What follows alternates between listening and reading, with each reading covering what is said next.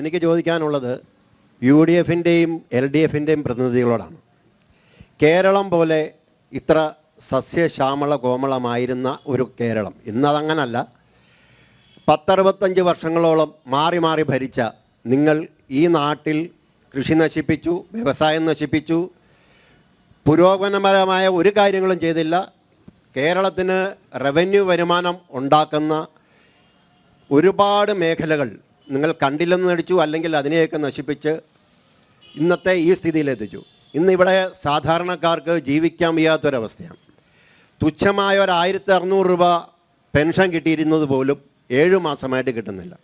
ഞാൻ ചെറിയൊരു ബിസിനസ് ചെയ്ത് ചെറുതായിട്ട് പൊതുപ്രവർത്തനം നടത്തുന്ന ഒരു BJPയുടെ ഒരു പ്രതിനിധിയാണ്. ഞാൻ ഓരോ ചെറിയ വ്യാപാര സ്ഥാപനങ്ങളിലും ചെല്ലുമ്പോൾ അവിടെയുള്ളവർ പറയുന്നത് കേട്ട് കഴിഞ്ഞാൽ അനിൽ സാറേ നമുക്ക് സങ്കടം വരും. വെച്ചാൽ കച്ചവടം എന്ന് പറയുന്ന സംഗതിയില്ല. മനുഷ്യൻ്റെ കയ്യിൽ പർച്ചേസിങ് കപ്പാസിറ്റി ഇല്ല. പൈസ വരുന്നില്ല. പൈസ വരുന്നത് കുറച്ച് പൈസ വന്നു കഴിയുമ്പോൾ അതിവിടെ മൊത്തമായിട്ട് ഈ അന്യസംസ്ഥാന തൊഴിലാളികളാണ് കൂടുതൽ ഇവിടെ ജോലി ചെയ്യുന്നത്. അവർ ഈ പണം അവരുടെ സ്വന്തം നാടുകളിലേക്ക് അയക്കുകയാണ്. ആ പണം പോലും ഇവിടെ റൊട്ടേറ്റ് ചെയ്യുന്നില്ല. പിന്നെ സാധാരണക്കാരൻ്റെ കയ്യിലേക്ക് പൈസ വരാനുള്ള ഒരു മേഖലകളും ഇവർ വികസിപ്പിക്കുകയോ ഒരു കാര്യങ്ങളും ചെയ്യാതെ റവന്യൂ വരുമാനം ഓരോ വർഷവും താന്ന് ഇന്നത്തെ ഈ ദുരിത അവസ്ഥയിലേക്ക് എത്തിയിരിക്കുകയാണ്. അപ്പം ഈ 7 വർഷമായിട്ട് LDF ഭരിക്കുന്നു. നമുക്കറിയാം ഏതെല്ലാം തരത്തിലുള്ള അഴിമതികളാണെന്ന്.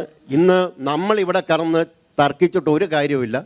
ഇത് കേൾക്കുന്ന ജനങ്ങൾ പത്രം വായിക്കുന്നവരാണ്, ഈ സമൂഹത്തിൽ ജീവിക്കുന്നവരാണ്. അവർക്ക് എല്ലാ കാര്യങ്ങളും അറിയാം. കൂടാതെ ജോണി സാറൊക്കെ പറയുന്ന പോലെ എന്തുവാ മതനിരപേക്ഷത, ഇത് കൊന്നു, ബീഫ് പിടിച്ചു, ഇതൊക്കെ പറഞ്ഞ് ഈ BJP വരുന്നതിനെ തടയാം എന്ന് സാറ് വിചാരിക്കുന്നുണ്ടെങ്കിൽ, അല്ലെങ്കിൽ UDF-ൻ്റെ പ്രതിനിധി വിചാരിക്കുന്നുണ്ടെങ്കിൽ അത് നിങ്ങൾ കുറച്ച് നാളുകൂടി ഇതൊക്കെ പറഞ്ഞോളൂ. ജനം ഈ സത്യാവസ്ഥയെല്ലാം മനസ്സിലാക്കി BJPക്കൊപ്പം ഓരോ ദിവസവും പുതിയ ആൾക്കാർ BJPയോട് അടുത്തുകൊണ്ടിരിക്കുകയാണ്.